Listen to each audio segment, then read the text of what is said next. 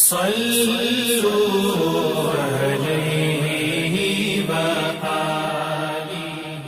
بخاری حدیث نمبر 11۔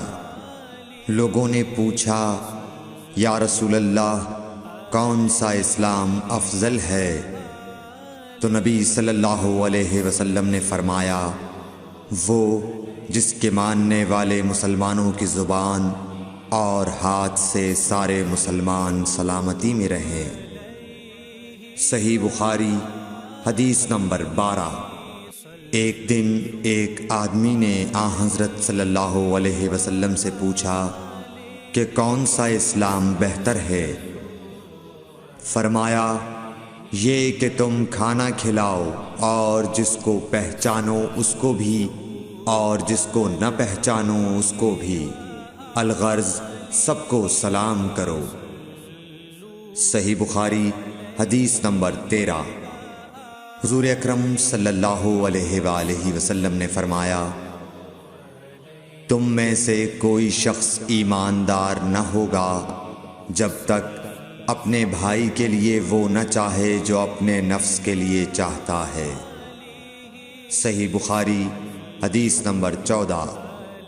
رسول کریم صلی اللہ علیہ وسلم نے فرمایا قسم ہے اس ذات کی جس کے ہاتھ میں میری جان ہے، تم میں سے کوئی بھی ایماندار نہ ہوگا جب تک میں اس کے والد اور اولاد سے بھی زیادہ اس کا محبوب نہ بن جاؤں۔ صحیح بخاری حدیث نمبر 15۔ حضرت صلی اللہ علیہ وسلم نے فرمایا تم میں سے کوئی شخص ایماندار نہ ہوگا جب تک اس کے والد اور اس کی اولاد اور تمام لوگوں سے زیادہ اس کے دل میں میری محبت نہ ہو جائے۔ صحیح بخاری حدیث نمبر 16۔ نبی کریم صلی اللہ علیہ وآلہ وسلم نے فرمایا 3 خصلتیں ایسی ہیں کہ جس میں یہ پیدا ہو جائیں اس نے ایمان کی مٹھاس کو پا لیا۔ اول یہ کہ اللہ اور اس کا رسول اس کے نزدیک سب سے زیادہ محبوب بن جائیں، دوسرے یہ کہ وہ کسی انسان سے محض اللہ کی رضا کے لیے محبت رکھے، تیسرے یہ کہ وہ کفر میں واپس لوٹنے کو ایسا برا جانے جیسا کہ آگ میں ڈالے جانے کو برا جانتا ہے۔ صحیح بخاری حدیث نمبر 17۔ حضور اکرم صلی اللہ علیہ وآلہ وسلم نے فرمایا انصار سے محبت رکھنا ایمان کی نشانی ہے اور انصار سے کینہ رکھنا نفاق کی نشانی ہے۔ صحیح بخاری حدیث نمبر 18۔ رسول اللہ صلی اللہ علیہ وسلم نے اس وقت جب آپ کے گرد صحابہ کی ایک جماعت بیٹھی ہوئی تھی فرمایا کہ مجھ سے بیعت کرو اس بات پر کہ اللہ کے ساتھ کسی کو شریک نہ کرو گے، چوری نہ کرو گے، زنا نہ کرو گے، اپنی اولاد کو قتل نہ کرو گے اور ناعمدن کسی پر کوئی ناحق بہتان باندھو گے اور کسی بھی اچھی بات میں اللہ کی نافرمانی نہ کرو گے۔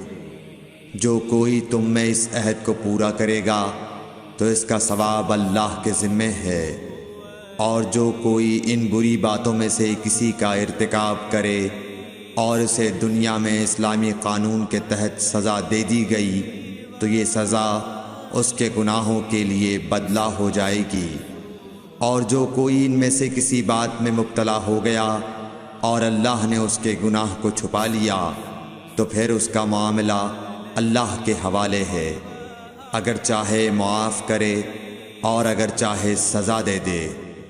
عبادہ کہتے ہیں کہ پھر ہم سب نے ان سب باتوں پر آپ صلی اللہ علیہ وسلم سے بیعت کر لی۔ صحیح بخاری حدیث نمبر 19۔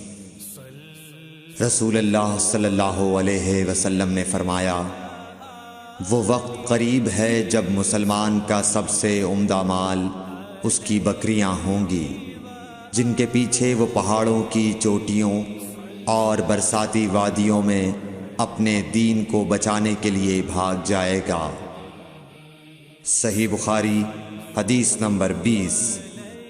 رسول اللہ صلی اللہ علیہ وسلم کسی کام کا حکم دیتے تو وہ ایسا ہی کام ہوتا جس کے کرنے کی لوگوں میں طاقت ہوتی۔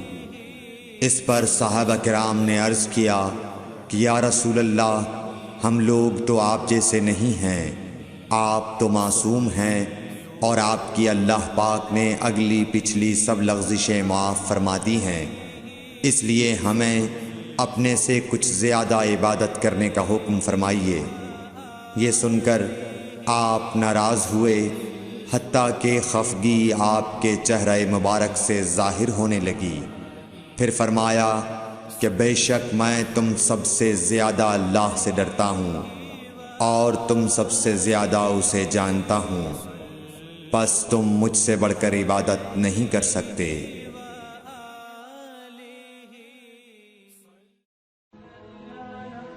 Thanks for watching. Don't forget to like, comment, share and subscribe to